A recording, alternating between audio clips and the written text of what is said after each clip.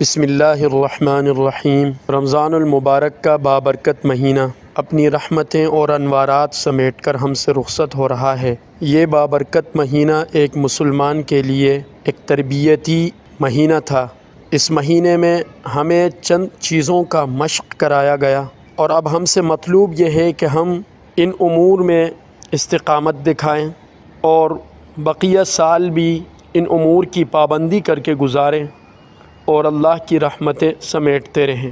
سب سے پہلا درس جو رمضان المبارک نے ہمیں دیا وہ تقوی اور اخلاص کا درس تھا۔ روزہ رکھنے کا مقصد ہی تقوی کا حصول تھا، اور آپ نے دیکھا کہ ہم نے یہ روزہ صرف اللہ کے لیے رکھا۔ روزہ ایک ایسی عبادت ہے جو دکھتی نہیں، گھر کے اندر ہوتے ہیں ہم، بھوک لگ رہی ہے، پیاس ستا رہی ہے، پانی بھی موجود ہے، کھانا بھی موجود ہے، ہم نہیں کھاتے۔ کیوں نہیں کھاتے؟ اللہ نے منع کیا ہے۔ خالص اللہ کے لیے ہم اپنی ضروریات پوری کرنے سے بھی پیچھے ہٹ جاتے ہیں۔ یہ اخلاص ہے، اور اس اخلاص کا ہمیں اور اس تقوی کا ہمیں پورا مہینہ مشق کرایا گیا، اور یہی اخلاص ہر عبادت میں ہم سے مطلوب ہے، اور یہ تقوی زندگی کے ہر لمحے میں ہم سے مطلوب ہے۔ اب اس پہ استقامت کے ساتھ پورا سال گزارنا ہے۔ دوسری چیز جس کا ہمیں درس ملا وہ باجماعت نماز کی پابندی کا تھا۔ اللہ تعالیٰ کی توفیق سے ہم نے امام کے پیچھے تراویح کی نماز کا اہتمام کیا، گھنٹوں کھڑے رہے۔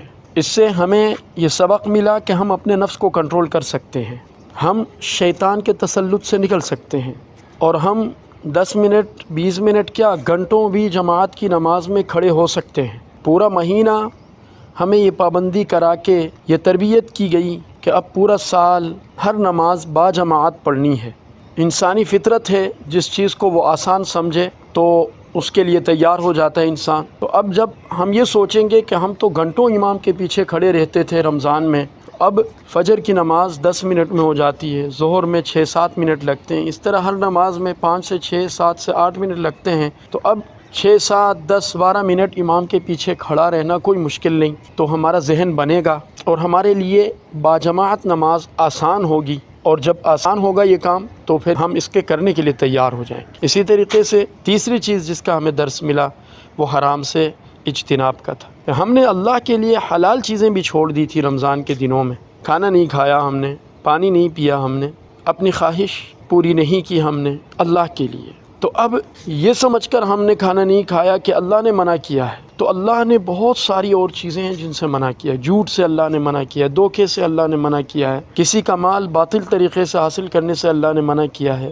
اللہ تعالیٰ نے گالم گلوچ سے منع کیا ہے، والدین کی نافرمانی سے منع کیا ہے، اللہ تعالیٰ نے دین میں سستی دکھانے سے منع کیا ہے۔ بہت سارے امور ایسے ہیں جو اللہ نے ہمارے لیے حرام قرار دیے ہیں، ممنوع قرار دیے، تو ان ممنوعات سے بچ کر اب زندگی گزارنا ہے، پورا سال، پوری زندگی۔ اسی طریقے سے رمضان المبارک سے ہمیں جو درس ملا، قرآن اور مسجد کو وقت دینے کا درس ملا۔ ہم نے دیکھا رمضان المبارک میں صبح و شام ہر نماز کے بعد تلاوت ہو رہی ہے، نمازوں کے لیے مسجدیں بھری ہوئی ہیں، اور راتوں کو مسجدیں آباد ہیں، دن کو مسجدیں آباد ہیں۔ یہ پورا مہینہ ہم سے یہ کروا کر شیطانی تسلط کو ہم سے دور کر کے اللہ نے ہمیں یہ تربیت دی۔ اب اس تربیت کا اثر یہ ہونا چاہیے کہ ہم پوری زندگی اس اثر کے تحت زندگی گزاریں اور قرآن کو وقت دیں، مسجد کو وقت دیں۔ اللہ تعالی ہمیں رمضان المبارک کے انوارات اور اس کی رحمتیں تا حیات نصیب کرے، اور رمضان المبارک کو ہمارے حق میں ان بابرکت لمحات کو مفید بنائے۔